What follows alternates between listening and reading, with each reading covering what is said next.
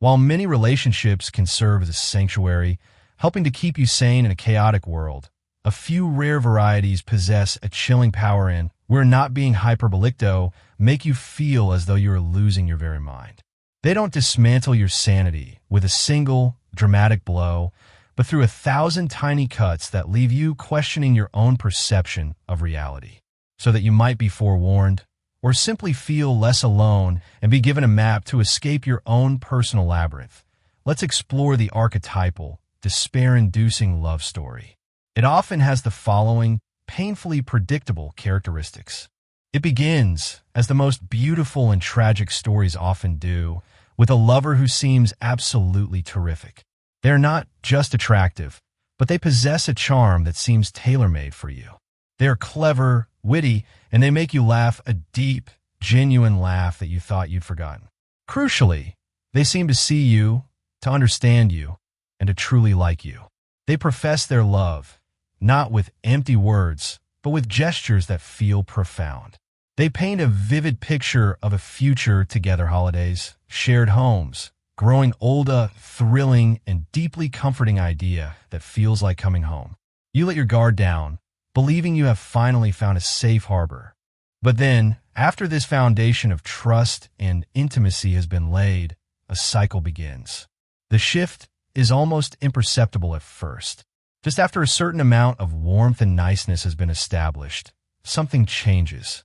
It might be a large, obvious event, but for true, insidious madness to be generated, it's more likely to be something small, so small you wonder if you're just imagining things, if you're being too needy or overly sensitive. For instance, you're together in a beautiful spot near a river, the golden hour light painting the water. You feel a surge of affection and turn to share the moment, but your partner isn't looking. Their face is illuminated only by the blue light of their phone as they scroll endlessly. You feel a pang of loneliness, of being invisible. When you gently ask, "Is everything okay?" they look up, annoyed at the interruption, and repeatedly, unconvincingly say, "Nothing. I'm fine." The word hangs in the air, a wall between you where a bridge should be. Another time, you come home from a long day, your heart lifting at the thought of seeing them. But as you walk in, you sense, not for the first time, a strange and palpable disengagement. The air is thick with it. They retreat into a shell, claiming to feel a bit weird. They seem elsewhere, lost in their own world, a ghost at your own feast. You try to be sensitive, tiptoeing around their mood and giving them space, but a peculiar, heavy atmosphere descends that you can't quite make sense of. All the while, you hear the quiet, constant tap, tap, tap of their fingers as they keep messaging other people, building connections elsewhere while the one with you starves. Perhaps you're looking forward to a precious weekend together after a period apart. You've made plans, you're excited. But a few hours in a Saturday morning, they announce with a performance of deep regret that very sadly, of course they have a party to attend with friends on the other side of town. A party they forgot to mention. They'll be off at 5 p.m. and will probably be back sometime the next morning. "I'm so sorry," they say, their eyes not quite meeting yours. "I feel terrible, especially since you're not invited." They leave the house looking sharp and vibrant, leaving you in the deafening silence of a weekend that now feels empty and vast. Or maybe they return from a visit to a museum. You ask them about the art, eager to connect over something beautiful. But they're far more interested in telling you about a stranger they spotted with lovely hair, someone they felt an instant, powerful attraction to. They recount, with a storyteller's flair, how they kept coincidentally bumping into this person in different galleries and even in the gift shop. They might laugh and muse aloud, "Wow, how nice would it be to go to bed with them?" You try to be a good sport, to laugh it off and rein in the hot spike of jealousy, but it's not easy. It feels like a subtle form of cruelty, a way of telling you that you are replaceable, that the connection you share is fragile and constantly being compared to fantasies. And then there's intimacy. It's been a while since you've made love, since you felt truly desired. You hint that it might be a nice idea, but once again, there seems to be a problem. It's a masterclass in excuses. It's never the right moment. It's too hot or too cold. They're tired. They have indigestion, a bad back, or they're stressed about a meeting the next day. Each excuse is plausible on its own, but together they form a pattern of rejection.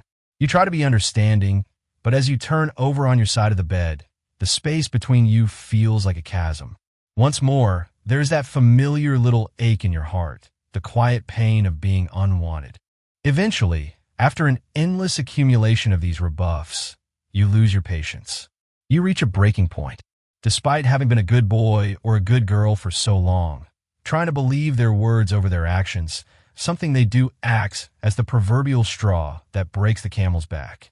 Once again, they are short and aggressive. Once again, they flirt openly. Once again, they shut you out. The exhaustion finally outweighs the hope. You're not sure you want this forever. They're a lovely person in parts, but you can no longer ignore that something is deeply, fundamentally off. And so, with either quiet tact or a buildup of raw irritation, you declare that you've had enough. Their reaction is telling. They do not respond with understanding or remorse, but with defense. They insist you're imagining things, that you're rewriting history. You're being too sensitive, too dramatic, throwing away the best thing that ever happened to you. They gaslight you, making you feel like the crazy one for reacting to their behavior. But you leave anyway, a mix of terror and relief flooding your system. You begin to restart an independent life. However, anywhere from a few hours to a few weeks later, the tricky partner gets back in touch, and they say a number of extremely powerful, carefully chosen things. They tell you they adore you. They're so deeply sorry. They have been a fool. They want to be with you and only you. You were right about everything, they might admit. I was scared. I messed up. I'll do far, far better next time. I'll even go to therapy. These are highly seductive messages because they validate everything you were feeling. After all, you never truly wanted to leave. You just wanted the pain to stop. You wanted to be close to them. Now, they appear to finally see what they previously denied, and they seem willing to make real changes. So of course you think, why not go back? The couple reunites. You go out for a wonderful dinner where they're fully present, just like in the beginning. The old intimacy returns. Affection resumes. You breathe a sigh of relief. Until a few hours or days or weeks later, the problems rear their ugly heads again. Like a tide, the distance rolls back in. Once more, your partner goes distant. Once more, they flirt with a stranger. Once more, they're disengaged or aggressive. And the cycle begins anew. On and on it can go. There might be years of it. What is at play here? We need to recognize an awkward and peculiar fact of psychology. There are people who desperately want love until the moment it is actually offered to them. Psychotherapists call this an avoidant attachment style. We might simply call it tricky or maddening.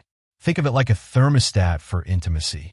They desire warmth, but if the room gets too warm too close, too committed, an internal alarm goes off, and they unconsciously switch on the air conditioning to create distance and cool things back down to a level that feels safe.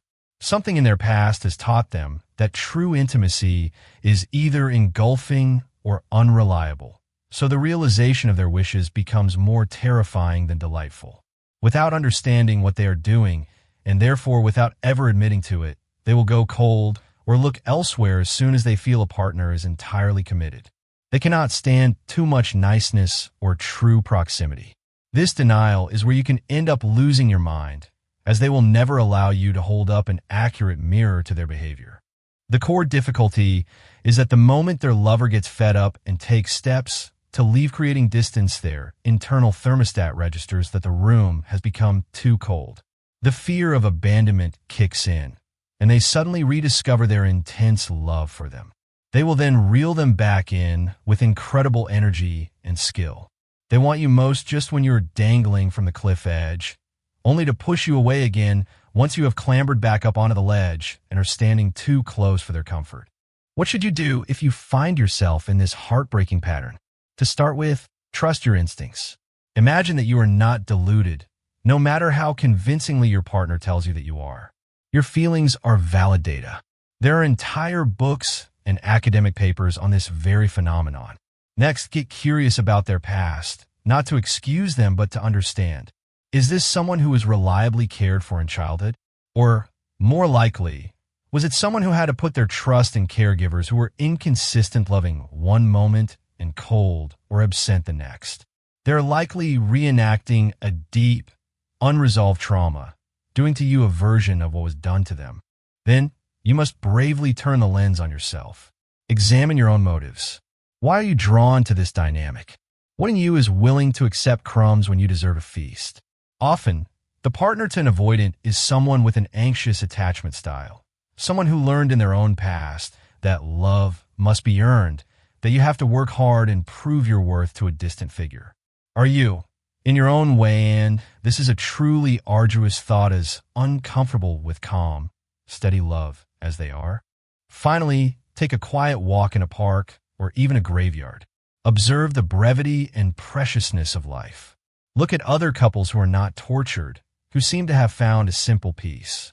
Ask yourself, honestly, whether you want this emotional roller coaster to be the story of your one life, or whether you might finally be ready to try something new. And this is where the happy ending begins. It starts not with them changing, but with you choosing. It's a quiet, firm decision that you deserve a love that is a safe harbor, not a constant storm. It's the moment you realize that true bravery isn't about endlessly enduring pain, but about having the courage to walk toward peace. You begin to wonder if you're not done with the exhausting perils of the avoidant anxious dance, and might not at last be brave enough to let into your life someone as willing to receive love as they are to give it. And one day you will meet someone whose love doesn't feel like a puzzle you have to solve, but like a home you can finally rest in. Their affection will be a steady, warming flame, not a flickering, unpredictable spark that you must constantly guard. There will be no games, no chasing, no gut-wrenching anxiety when they don't text back immediately. There will only be the quiet, profound joy of being seen, accepted, and loved for exactly who you are, flaws and all. This love won't drive you crazy. It will be the very thing that makes you feel profoundly, beautifully, and completely sane again. If this story resonated with you, and you'd like more insights on navigating the complexities of life, love, and our own psychology, please consider subscribing to our channel. We are building a community dedicated to understanding ourselves and each other better, one conversation at a time. Thank you for watching.